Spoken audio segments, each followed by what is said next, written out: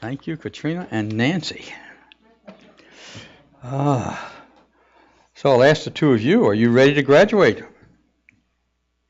Yes. Good. Nancy rehearsed. She knew the right answer. Now, the one nice thing about graduation is there are a lot of jokes. And one person decided they were going to bring earplugs for this part of the service. But anyway, what I remember about graduation is that I got to wear a really funny hat that made my brain look larger than it actually is. That's the whole line. That's it, okay? The other thing I found out is I majored in history and philosophy, and that the only place I was really qualified to get a job was in ancient Greece. Hey, Conan O'Brien said that, and it was funny. Anyway, here's one I kind of like. Having just graduated from Columbia this year, a young man is all fired up to meet his best friend for lunch. And so what he does is he takes his little phone and he does the Uber app and he calls for a ride. The car shows up and the young man hops in and the driver says, "Nice day, how you doing?" This graduate says, "Boy, I just graduated from Columbia and I'm off to go conquer the world." The driver says, "Congratulations, nice to meet you. I'm Howie, Yale, 2015. I knew you'd like that. And here's one you might be able to use. This isn't a joke, this is an idea, okay? Fella gets a rejection letter. He writes back to the company, "Thank you for your letter of February 17th. After careful consideration, I regret to inform you that I am unable to accept your refusal to offer me employment with your bank. This year I've been particularly fortunate in receiving an unusually large number of rejection letters. With such a varied and promising field of candidates, it's impossible for me to accept all refusals. So, despite Company 203's outstanding qualification and previous experience in rejecting applicants, I find that your rejection does not meet my needs at this time. Therefore, I will initiate employment with your firm immediately following graduation. I look forward to seeing you then. Sincerely." He got the job. So, again, are you ready to graduate? And you might say, well, gosh, I did that 20, 30, 40 years ago. And what are we talking about? Because there are no graduates sitting here. They'll be here at the 11 o'clock service.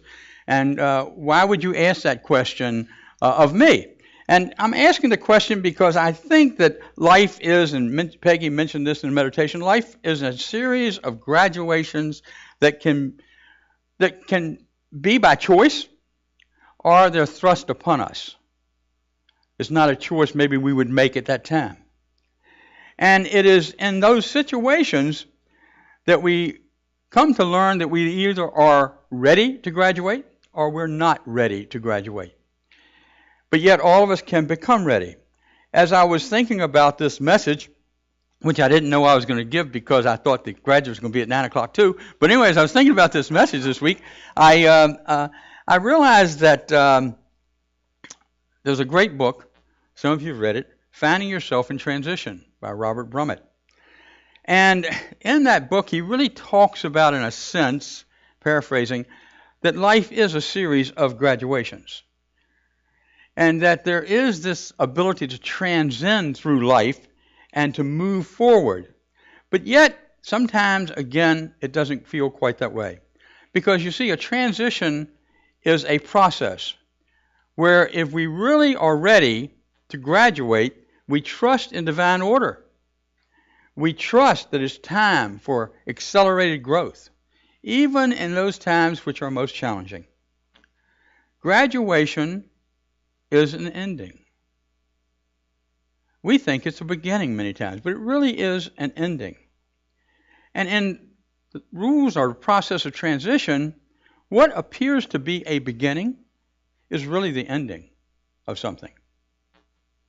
And when we experience that ending, we go into what we call a void. And we start our year off with talking about that void. Find ourselves in the hallway, the book Hell in the Hallway. And then what happens is we move through that void eventually, and we come to another, not beginning, but ending. The ending of the void. And then we are ready for the beginning, which is really the beginning of the ending. Does that make sense? It's the beginning of the ending. Every transition, we have to begin something for it to come to an end, and it will come to an end if we are growing. You know, many of you have master's degrees. Some of you have master's degrees in motherhood. Some of you have master's degrees in relationships. Some of you have master's degrees in spirituality. Some of you have master's degrees in life, in the adventure of life. Some of you have master's degrees of experience that's brought you through life and these transitions that we're talking about, that you're always graduating to a higher level. You see, when we come to what we think is the end of a situation, right before we go into the void, there are three things that Bob Brummett says we experience. One is, and this creates the void, the reason for the void. One is disengagement. If you retire, and I was talking to somebody this week who has retired, and they feel disengaged. They're busy, but they feel disengaged because they've walked away from 30 years in a given situation. And they miss the people. They didn't think they would. They were excited about retirement. But all of a sudden, they find themselves disengaged with what they've been comfortable with, or uncomfortable with sometimes. And then there's disidentification. And I tend to think, maybe not, but I think men are really more prone for this, is that we identify with our work. Now, I think women are beginning to do that because women are obviously very much a part of the workforce. And so we identify with our work, and when we walk away from our work, we don't have the mirror of going into the office, let's say, that says, I am engaged, I am really into this situation, and I identify myself with my work. I'm just about sometimes, if I'm not careful, can be codependent upon our work. And so I can feel this sense of disidentification. And then there's disenchantment. And disenchantment simply means that I am unhappy in the current moment. Not that I'm unhappy for the rest of my life. I'm just unhappy in the current moment because I'm wondering what happened. If I choose the situation, I may think that I don't go through this, but it's not true. When I chose to sell my business, I went through these stages, and I found myself in a void. Interesting enough, it was an 8-year void. Somebody said, how could you be in the void for 8 years? I said, well, I don't know. It's pretty easy, actually, because I could just stay there because I didn't know what I really wanted in life. I couldn't identify with that. And so I move into that void because I do not have a sense of identification. I do not have a sense of where I'm going. I don't have a sense of purpose.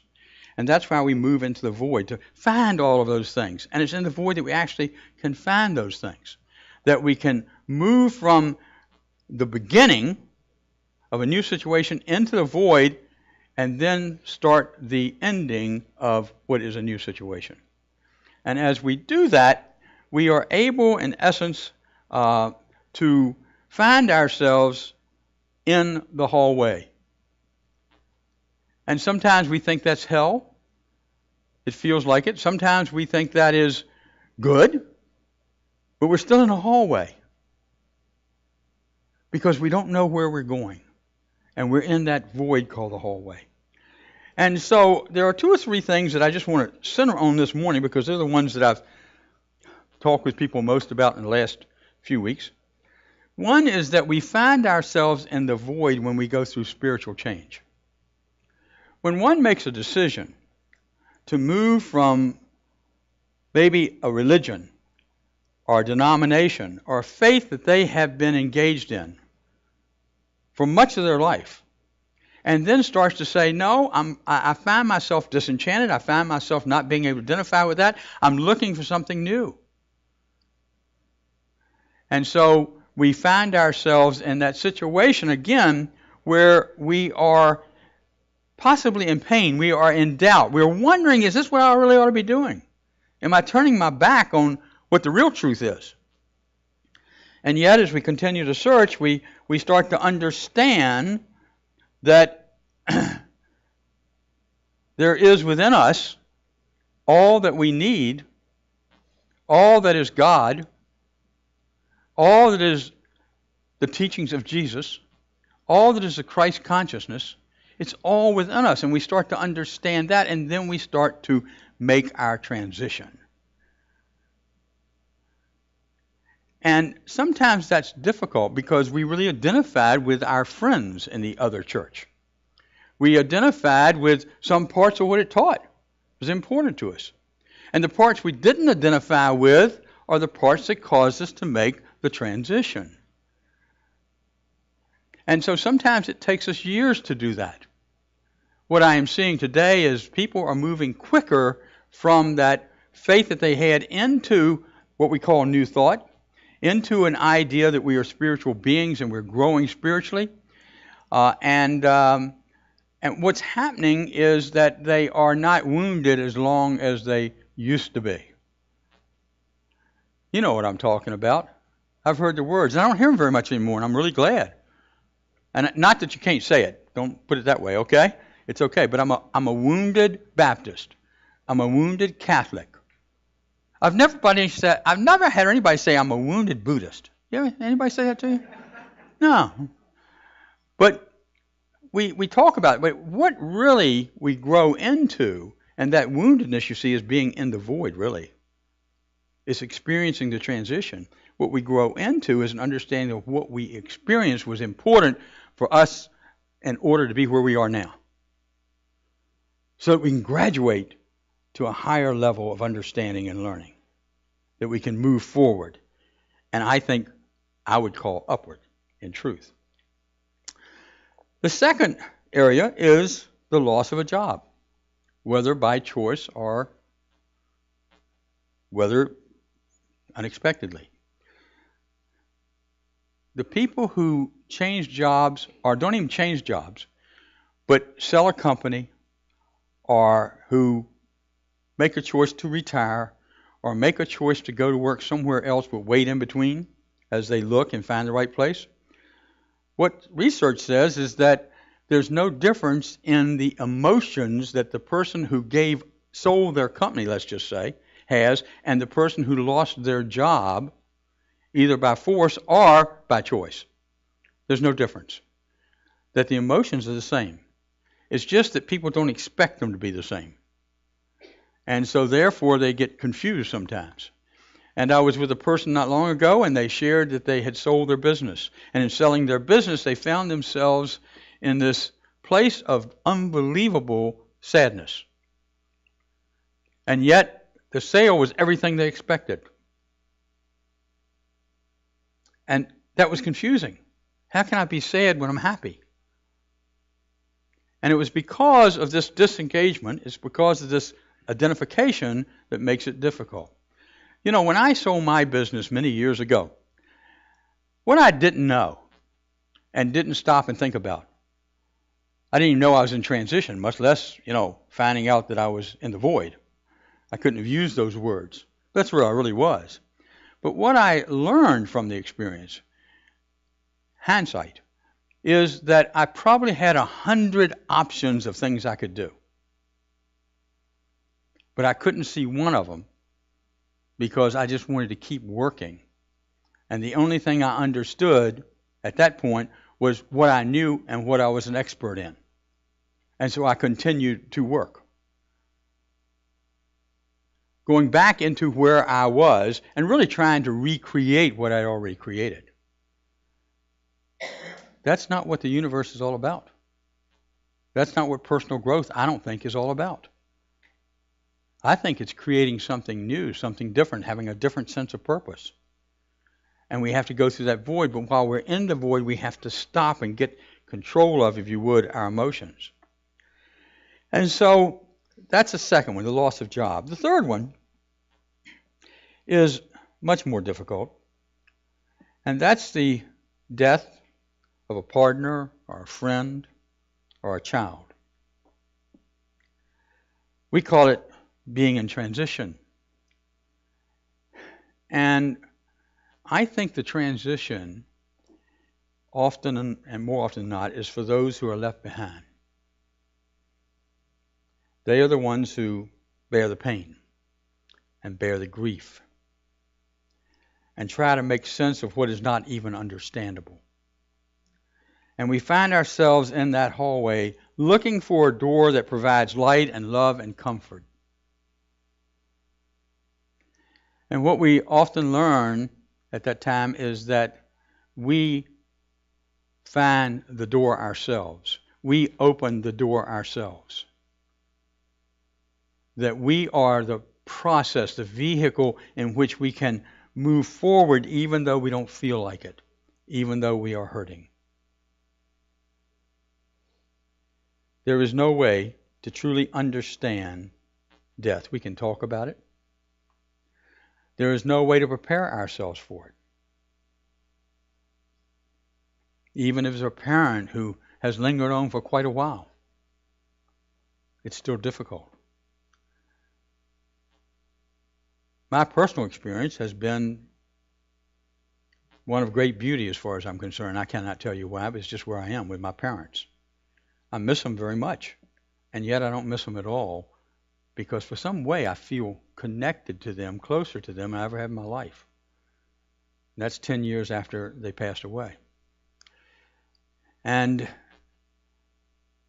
like everybody else, I had to move through certain parts of my thinking, my emotions, my understanding, my faith, in order to feel the way I do today, in order to experience whatever I experience, whether it's a figment of my imagination or it's the truth. I don't know.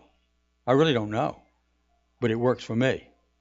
And I think it works for many people as they, over time, find themselves in the light, feeling the love, and knowing that they are comforted by their friends, by those around them, and by the power of the Holy Spirit. You see, emotionally, when any of these kinds of things happen to us, we can get stuck. But when we trust in God, however we understand God, we can get unstuck. We can move to the next step after the void, which is the beginning, we call it, but really the ending. It's where we're beginning something that's going to end so we can make our next transition and our next transition. So we can graduate once more and once more and once more. And as we do that, we are really able to grow. I want to give you a story that I think in a very quick time slot gives you an idea of transition and what happens to us. Butch was a surfer. He was 40 years old, had 3 children, but he loved to surf. And he went out to the California beach one morning and he went to surf, of course. And about noon, as he was out on the waves, the place just, everybody decided they were going to surf that morning, he thought.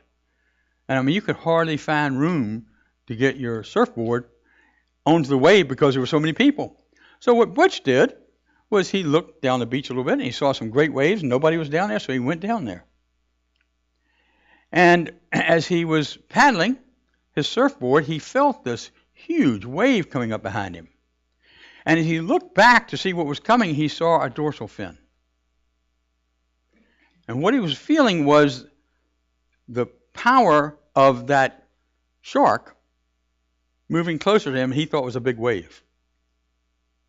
Well, what he said was his first thing was that he froze. You see, he was facing what he thought was an ending, literally. And what he did was he froze on that surfboard. He couldn't move. He said it felt like days, hours, and he could not move at all. And then finally he got a little bit of control over his emotions, and he said to himself, now what can I do about this? Because the shark was circling now. And so he said, now I'm going to get prepared for this shark. When he attacks me, I'm going to fight back. I got nothing to lose. So the shark circles and starts in on his attack. And as he does, Butch takes his surfboard and shoves it into the gills of the shark. Now, a shark doesn't like that. So the shark becomes frenzied, goes crazy, snapping at everything around. But thank God, misses Butch. The shark calms down. The shark gets control of its emotions, understands its purpose, and starts to circle Butch again. Butch this time says, this is the end. I'm not going to be able to do this again. I don't know what I'm going to do. And he froze again. And he stayed in that, what he said seemed again forever. And then what he thought was, I am in charge of my emotions. He had learned that. It wasn't the first time he knew that. He knew that he could be in control of his emotions from the work that he did, where some training he had had. And so he stopped in that instance and said, I am going to control my emotions because my emotions are what's going to get me killed. And so he became very rational. He thought it out. He watched the shark. And about that time, a big wave comes up. Not the shark, but a big wave. And he said, the only chance I have is to get on top of that wave and paddle like crazy and outrun this shark. Now, I don't know if that's reasonable thinking or not, that you can outrun a shark. But what he did is he started to paddle. He got to the wave before the shark got to him. He hit the wave, and when he hit the wave, it carried him all the way in. And the shark didn't want to go in shallow water, so the shark stayed back. And Butch was saved. What he moved from is what he thought was the ending into a new beginning of how to control his emotions, of being in that void where he couldn't even move, where he was shocked, and then finding the doorway, which was rational thinking in this case, of not being frozen by his emotions, not being controlled by his emotions, but instead paddling like crazy for the light. And he found it. Very short story on the transition that one goes through in an emergency situation, and we go through it in our lives. Be like Butch and graduate. What I kind of think happens is that as we graduate, what we're really doing is moving into a meadow, if you would, where there is a misty fog, and we can't see anything. It's kind of like driving over, I call it the Nickel Bridge still, the Nickel Bridge, on a day when there's just huge fog. You can't even see the water. You can't even hardly see the railings. And yet, over time, if you were able to stay there, that fog will lift because the sunlight lifts the fog. It's the light of God that lifts the fog in your life. It's the light of God that gives you the ability to see clearly. It's the light of God that carries us through the transitions that are so difficult in life and helps us graduate. And those who are prepared to graduate, I believe, are those who do their spiritual work, who take it on in such a way that they are personally growing and have a way, in whatever way they need to grow, are personally ready to step into the void, and while in the void know they're there, and in knowing they're there, they can find their way out. So are you ready to graduate? I think many of you are, and many of you have graduated lots of times. Just keep doing it, okay? God bless, and have a great day.